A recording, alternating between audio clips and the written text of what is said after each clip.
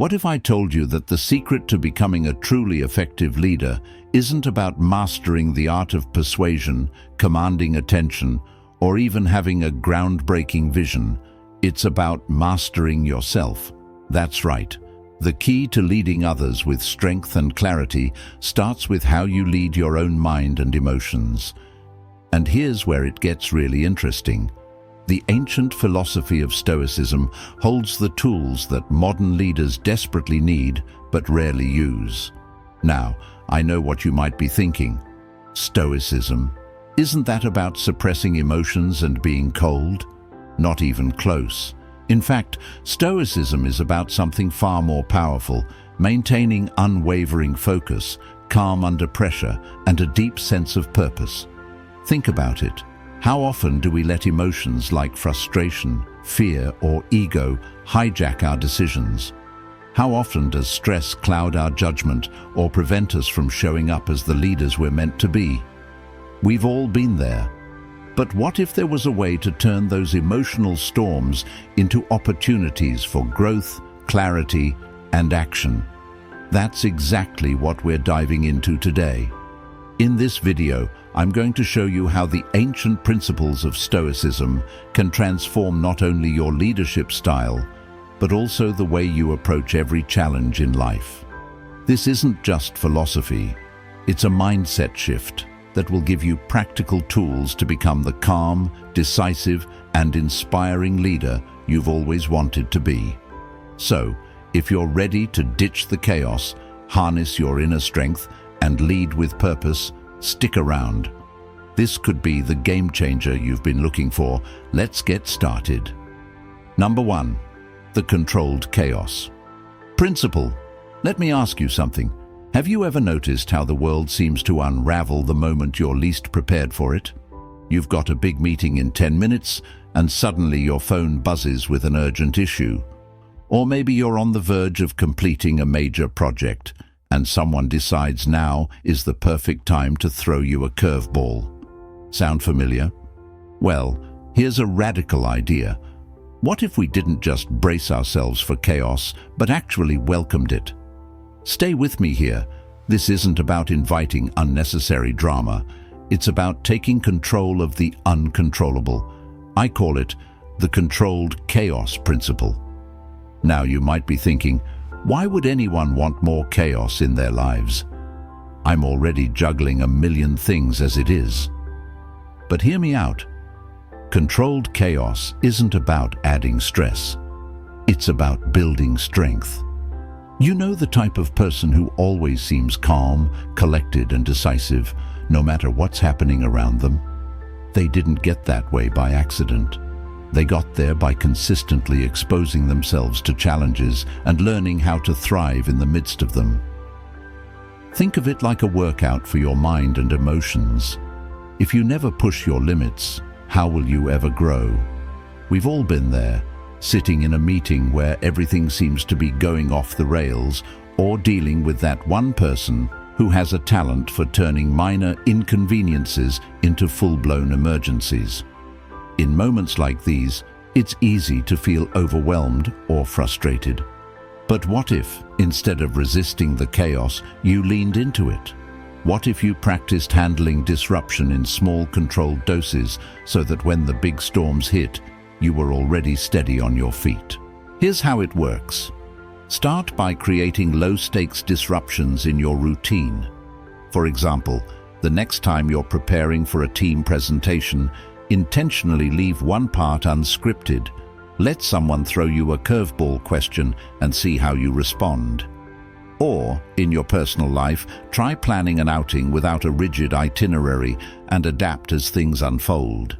Yes, I know it sounds counterintuitive and maybe a little nerve-wracking, but that's the point. Controlled chaos teaches you to stay composed and resourceful, even when things don't go as planned. Let me tell you about the time I accidentally stumbled into this strategy. I was leading a workshop for a group of executives, and I had everything meticulously planned. Then, 5 minutes before I was set to begin, my laptop decided it had other plans. No slides, no notes, just me, a whiteboard, and a room full of expectant faces. For a split second, panic set in. But then I remembered. I'd been practicing handling unpredictability. I took a deep breath, adapted my approach, and turned the session into an interactive discussion. Not only did it work, it was one of the most engaging workshops I've ever led. Here's the beauty of the controlled chaos principle. It's not about perfection, it's about preparation. It's about reclaiming your confidence, your adaptability, and your peace of mind. When you learn to navigate small disruptions with grace, the big ones lose their power to shake you. You're no longer at the mercy of circumstances. You're in control, even in chaos. So, the next time life throws you a curveball, or better yet, the next time you throw one at yourself, remember this. Chaos isn't your enemy. It's your training ground. Embrace it, control it, and watch how it transforms your ability to lead with strength and clarity. This is your space, your peace, and your dignity. Hold on to it fiercely and let the rest fall into place. Number 2, radical accountability agreements. Let's get real for a second. How often do you find yourself dodging responsibility for something that wasn't entirely your fault? Maybe it's a team project gone sideways, a miscommunication that spiraled out of control, or a mistake made by someone you trusted. And before you know it, you're saying things like, "Well, that wasn't on me," or "If only they had listened." But here's the thing. What if owning it all, yes, all of it, could make you not weaker, but stronger? Sounds radical, right? It's called radical accountability agreements, and it's a game changer for leaders who are ready to take their influence to the next level. Now you might be thinking, why should I take responsibility for things that aren't entirely my fault? Isn't that unfair? And trust me, I get it. It feels counterintuitive at first, like you're setting yourself up to be the perpetual fall guy. But here's where it gets interesting. When you take ownership, complete ownership, of your team's failures, something remarkable happens. You stop playing defense. You become the kind of leader people trust implicitly because they know you'll always show up and take responsibility no matter what. And trust, my friend, is the foundation of influence. We've all been in those messy, blame-filled meetings where everyone is pointing fingers, trying to dodge the fallout. You know the type. It's awkward, unproductive, and nobody leaves feeling good about it. But imagine this instead. You step up and say, "This one's on me. I take full responsibility." The room gets quiet.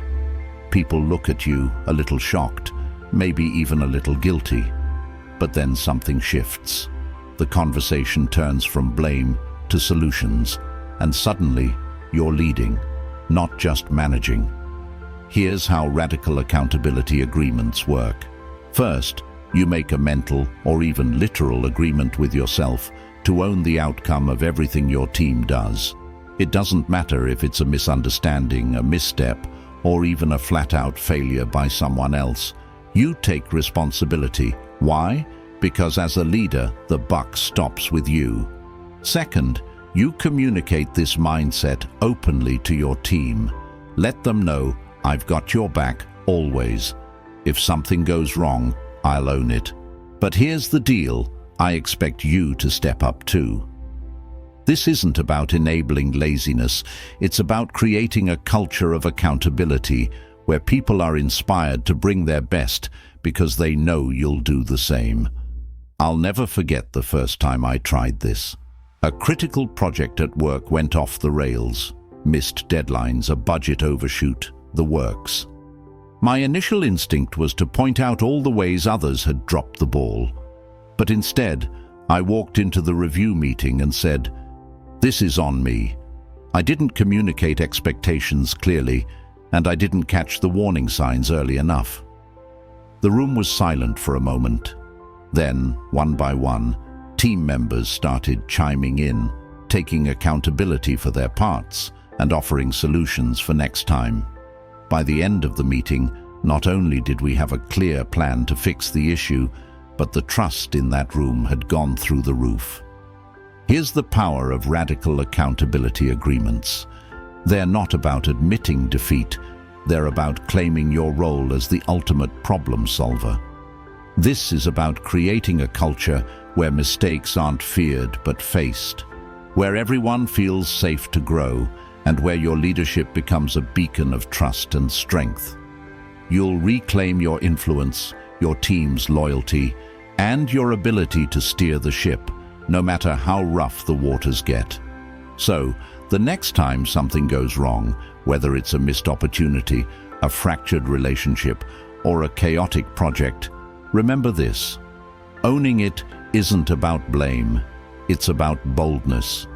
Take it all on, set the tone, and show the kind of strength that inspires others to do the same. That's not just leadership, that's legacy. Number 3, emotional minimalism. Mandate. Have you ever felt like your emotions were running the show? Like one frustrating email ruins your entire day, or a passing comment sticks in your head for hours, replaying on a loop. It's exhausting, isn't it? Here's the harsh truth: we give too much power to things that don't deserve it. And what if I told you that by decluttering your emotional responses, you could reclaim your energy, your focus, and your peace? This is what I call the emotional minimalism mandate. It's not about shutting down your feelings, it's about choosing which ones are worth your time. Now you might be thinking, sure, but how do you just stop reacting? Isn't that human nature? And yes, it is. But think about it this way: we already curate everything else in our lives. We declutter our closets, we Marie Kondo our homes, and we even filter our social media feeds. Why shouldn't we do the same for our emotions? We've all been there. Someone cuts you off in traffic and suddenly you're fuming, replaying the moment long after it's over. Or a coworker sends a passive-aggressive message and you waste an entire evening crafting the perfect comeback in your head. You know the type of situation, right? It's like carrying around emotional clutter that you don't need. Emotional minimalism is about cutting through that noise. It starts with a simple question: does this deserve my reaction? Most of the time, the answer is no. Here's the thing: when we react to every little annoyance or insult, we're essentially handing over our emotional control to others. It's like saying, "Here, you decide how I feel today." That's not power, that's surrender. By practicing emotional minimalism, you learn to pause, assess, and let go. It's not about being cold or detached. It's about being deliberate. Let me tell you a story. A while back, I was in a meeting where someone outright dismissed one of my ideas. Not subtly, blatantly. My first instinct was to defend myself, to jump in and argue, but instead I paused and thought, does this person's opinion really matter in the grand scheme of things? The answer was no. So I nodded, made a quick note, and moved on. Later, the same person came back to me privately, acknowledging my idea had merit. By not reacting emotionally, I kept my composure and, honestly, my dignity. Here's the beauty of emotional minimalism: it frees you. Imagine the mental space you'd have if you stopped replaying every awkward conversation or stewing over every minor slight. It's like clearing out a cluttered attic. You make room for what truly matters. And the best part, people notice. When you're calm and composed in situations where others would spiral, you exude confidence and control. That's leadership. That's strength. This isn't about suppressing your emotions or pretending things don't bother you. It's about reclaiming your emotional energy for the things that do matter: your passions, your growth, your relationships. Every time you choose not to react to something trivial, you're taking back a little piece of your peace. You're setting boundaries, not just with others, but with yourself. So, the next time you feel that spark of irritation or frustration bubbling up, pause. Ask yourself, is this worth my energy? Most of the time, you'll find it's not. And when you let it go, you'll feel lighter, freer, and more in control. Because this is your life, your emotions, and your peace. Hold on to them tightly and let the rest slip away. That's the power of emotional minimalism. Number 4. The mirror hour ritual. Have you ever caught a glimpse of yourself in a mirror at an unexpected moment and felt like you didn't quite recognize the person staring back? It's unsettling, isn't it? That split-second realization that maybe, just maybe, you've been rushing through life without checking in with the one person who matters most, you. What if I told you there's a way to reconnect with yourself daily, and all it takes is an hour, or even less? It's called the mirror hour ritual, and it might just change the way you see yourself forever. Now, you're probably thinking, a ritual in front of a mirror? Isn't that a little awkward? Yes, it might sound strange at first, but think about it. How often do we truly pause to acknowledge ourselves, to look ourselves in the eye without judgment or distraction? We live in a world where every reflective surface becomes a quick check for flaws. Is my hair okay? Is that a wrinkle?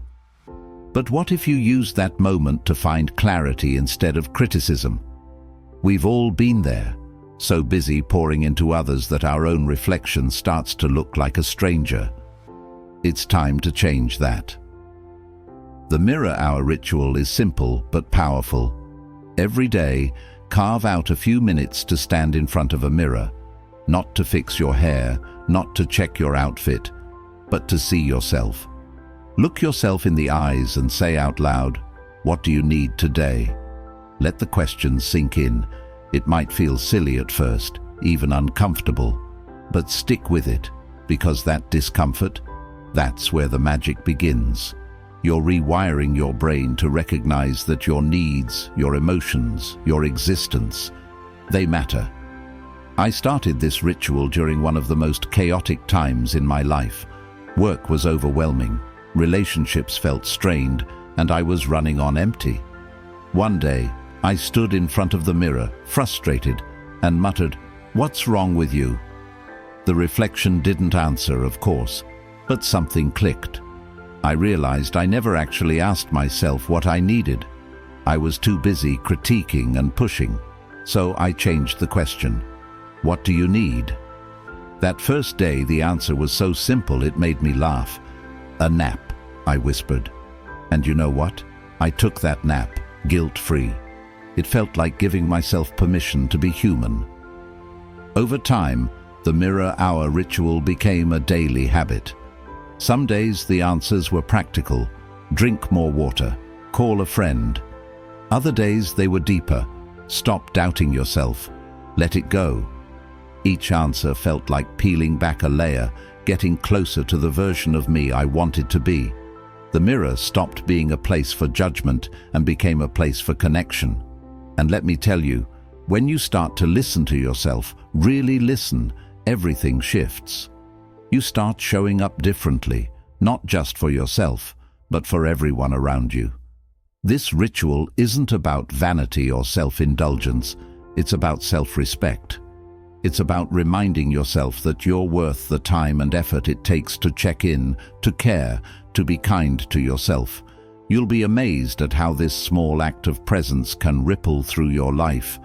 It's grounding, it's empowering, it's like hitting the reset button for your soul. So, tomorrow, or better yet, today, stand in front of a mirror. Look yourself in the eye, ask, "What do you need?" And then, listen. The answer might surprise you, but it will always be exactly what you need to hear, because this is your moment, your reflection, your ritual. Honor it. Number 5.